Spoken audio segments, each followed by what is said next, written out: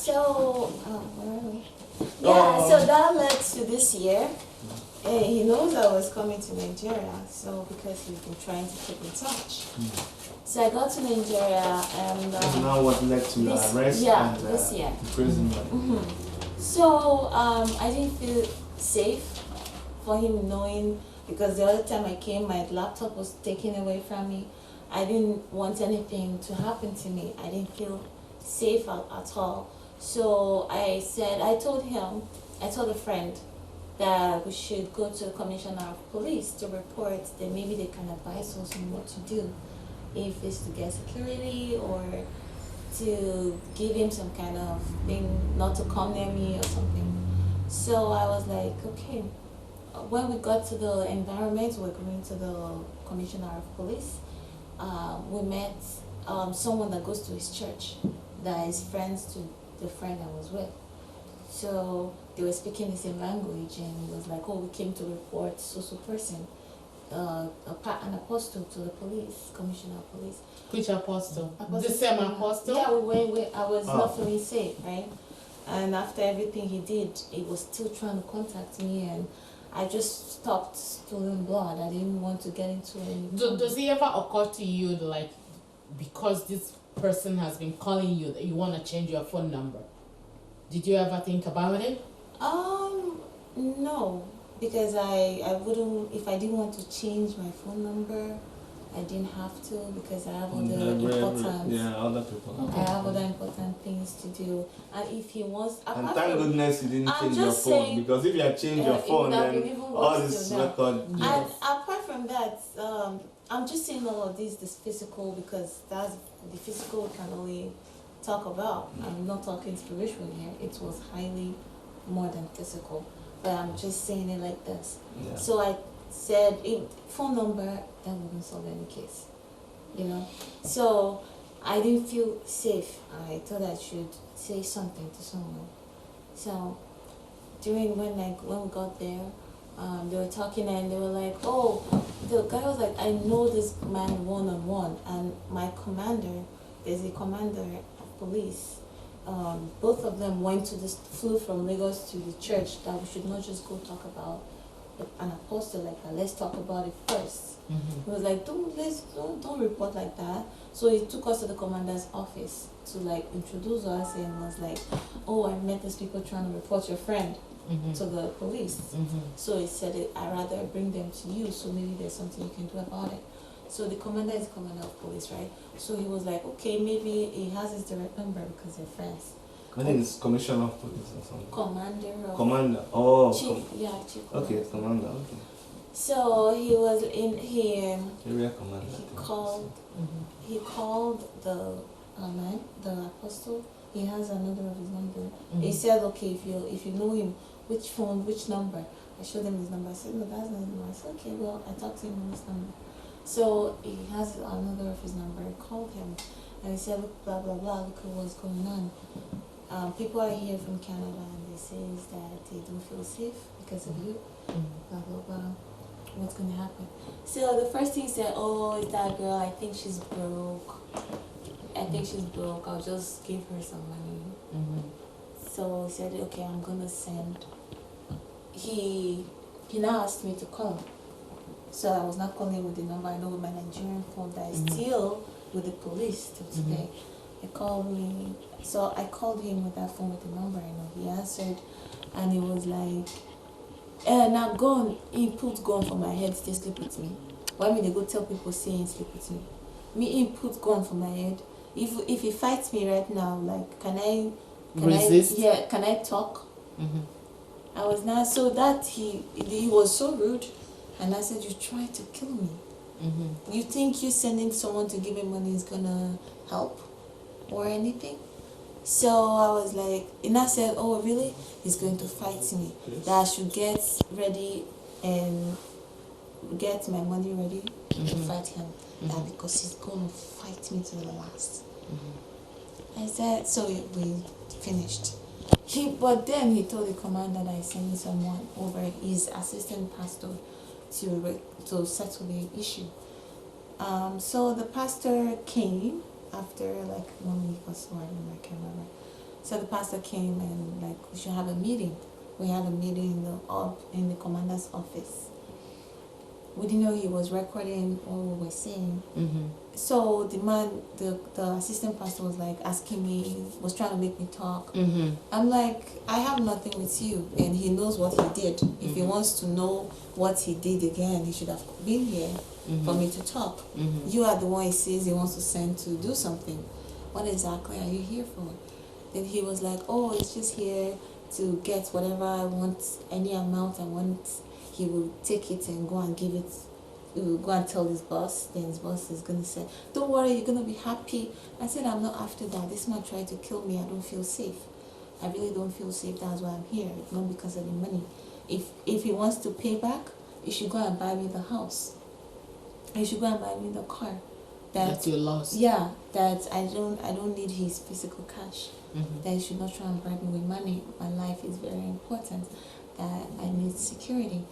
So he was like, oh, I don't think he's going to try to kill you. Then my friend, right, was in the meeting, Wisdom, because how he came in, he met me when I was stealing blood last year. So we were going to church to get, like, taking me to churches, pray. So... Here in Toronto? Yeah, here in Toronto. So he was like, if he now started talking that if anything happens to this girl, that he knows how she was stealing blood and everything. If anything happens to this day, that he's ready to fight and blah blah blah. He was just angry. So Wisdom was telling in the meeting, the commander was there. The brother that took us to the commander was there. The guy from Suleman was there. The Wisdom was there. I was there. So he recorded. I think he recorded his part. I went to give it to the police that were threatening him and were trying to blackmail him. So we didn't know they were looking for us. Then the guy started calling me that I should come and get money. I have his recording. I recorded his call. He said, "Oh, you recorded his call?" Yeah, that he has some dollar that is trying to change naira to dollar. He's in Lagos with a lot of money that is trying to change. I said I have no idea what you're talking about. Then I said, okay, talk to my lawyer. Then I introduced the issue to my lawyer. When he started calling me to come get money, I didn't trust him. So I introduced him to I said, don't call me again, call this person. So I gave the issue to my lawyer, right? So he kept calling and calling. I refused to go. Then he went, I didn't know they froze my accounts. That was how he got me. Not like he got me trying to get money off him. No. I didn't, okay, why didn't he say, okay, come get money, then I go get money, then they hold me? That's me trying to blackmail. He could say I try to blackmail him. But no, that didn't happen. He froze my account because he knew my first and last name, where he used to send money to. The same UBA bank. He didn't know I opened the new one. He just went to freeze my new account. That has nothing about him, that started this year. And the real one that he sent money to, I just didn't close that account. Something just was making me do a new, this is a new year, let me just get a new account, you know? So he froze that. I went to the bank that fateful Friday. I had my video shoots on Monday. I went to the bank on Friday, tried to get money, and they said my account was frozen. I said, okay, can you resolve the problem? They said, yeah, they want to contact the bank. I opened it, blah, blah, blah. I think they called the police. When the police came, they pepper spray on my face. Oh my God! I don't understand. No. The police just came and sprayed pepper. Where? When we're coming from the bank, from inside to outside, they cuffed me, and the guy was pushing me. I said, don't push me. I can because walk. he just went to make some inquiries why your bank account was frozen. Yeah. So they didn't even tell me anything. That's what I'm saying. You went to make some inquiries. Because you tried to withdraw money from the ATM. And that was where they arrested you. Yes, work. So I had to go into the bank. So while he was arguing with my friend, because my friend was like, what is going on? I don't know what is going on. What they were arguing. I had to call my lawyer quickly. So I called my lawyer. before they took us outside, my lawyer came and was like, "Oh, this case is with us. You can." Then they said no, they had to take us. They're the police, blah blah blah. They must take us to the cell. So I said, okay. They want to know where they're taking us to. They got the address and they took us to the cell. That day was Friday. Okay, so sorry to cut off. If you're watching this video right now, I'd like to take you back just in case you don't get the whole story here. Her bank account was frozen. She went to the bank unaware of that. So I'm trying to get some information, some inquiry about why her bank account was frozen. She was arrested at the bank in Nigeria because she wanted to get some information. But you know what? And they pepper sprayed her, they handcuffed her, pushed her, and she was arrested.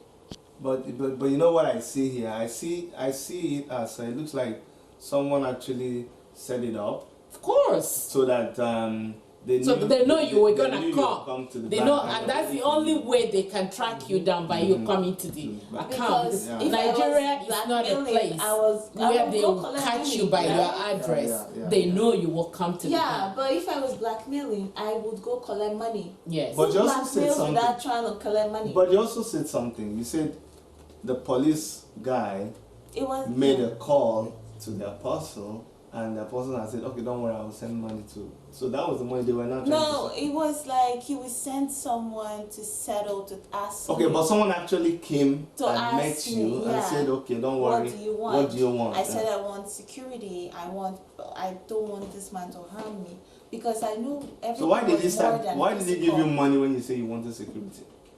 That was why I didn't go collect it, because I didn't know what he was talking about. Oh, okay. So you said, "Come collect money." You said, "No, I don't want money." I didn't know. So what they he just was went and talking froze about. your account. So Because they to me, I think maybe they wanted to get her. Yeah, if they she wanted had come to to collect the money, that would be because of blackmail. taking That her would be from there. blackmail. Yeah, and that then would they be and then they blackmail. look for another way Another way, because yeah. because The other one didn't work. okay. Go ahead. Okay.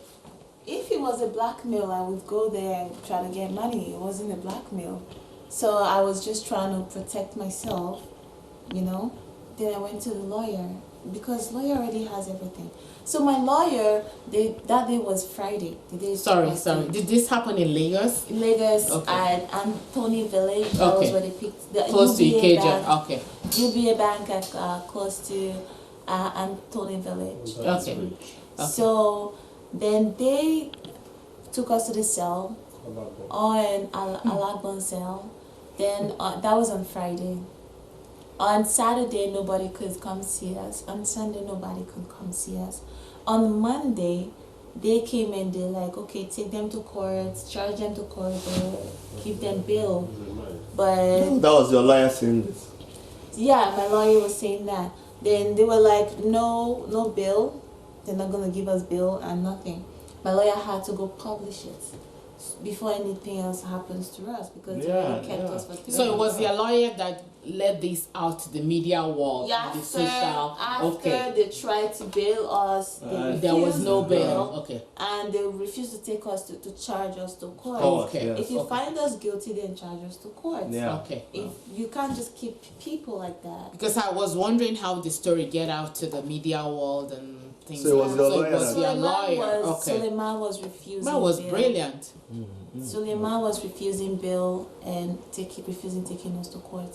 So he said people would just die like that. They could just kill people like that. He told you that? The lawyer was telling The you. lawyer, okay. So, but when they took you and your friend from the court, did you try to call Suleman?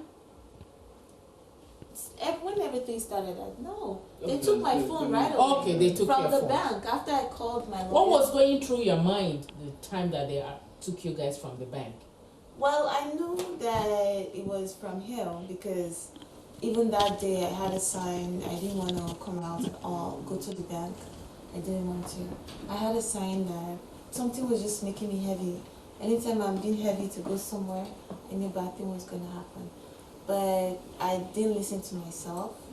I didn't listen to myself. Did your lawyer try to get your phone from those people, from the police people? They tried to, yes, but they haven't gotten it. I have some proof from text message from Suleman to my phone on that phone that the police took. Because after we talked, we called phone on each other, he started texting me I should get ready to fight, that he has a lot of money, he will see if I can fight him. That my dad, he was talking about my dad, he was... So he knew your father, or you told him about your father? No, after I told him, I told my dad that we dated, I think... Your father tried to contact Yes, and okay. something happened between them, so he was really pissed at my dad, he was talking about my dad. He was texting me all of this, and the police got my phone. So, so the police took us to cell. When he was refusing bail and taking us to court, they had to publish it. On that day, they saw it being published, they had to rush us to court without telling us we were going to court, without our lawyers. Okay. So they rushed us to court. Inside the court, some lawyers that were government lawyers, I think, they were like, oh, these people has rights to call anybody. So because the police that brought us said, no, they can't make calls. They can't make calls.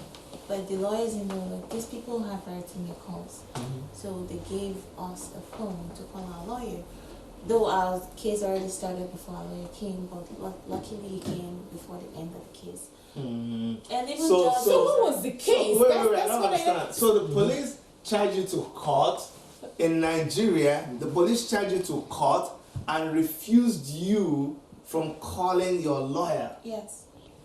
That is wrong. And what was the case? This is what I don't get. Somebody's bank account was frozen. You went to the bank to get some information. They take you, they arrested you and put you in jail. No. And I just want to know, what is this case? No, but what I'm saying is that I don't want to get into that because it's for lawyers to argue. You know, she has a lawyer, they can argue that the police, somebody can bring up a report against you and you'll be arrested. But you still have your right to the lawyer anyway. That's what I'm saying. Yeah. But the fact that I just wanted to point out here that looked like it was not right. I mean, speaking from individual perspective. Yeah, from the perspective of a Nigerian Canadian, is that you charge someone to court and then you refuse them access to their lawyer and the case is going on. I think that was wrong there.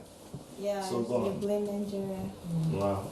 Well, yeah, so that happened, and luckily after that, well, they were like, they said we were threatening his life and we're trying to blackmail him, that they should lock us in remand for 30 days, that he needs to go get some more proof. So the judge was like, no, you lock them up for 3 days, that was enough time to get proof. If you need more time to get proof, you leave them out so they can get their own proof too. So you can get your proof. So they gave us bail. Good judge. Yeah. Very good judge. So yeah, they gave I mean, us it's bail. good to know that something good some still works in Nigeria. Yeah, there's a lot of good. The system in Nigeria. I'm glad here. You see, we are Nigerians, and we are training and everything that we are. We got from Nigeria. I'm smart.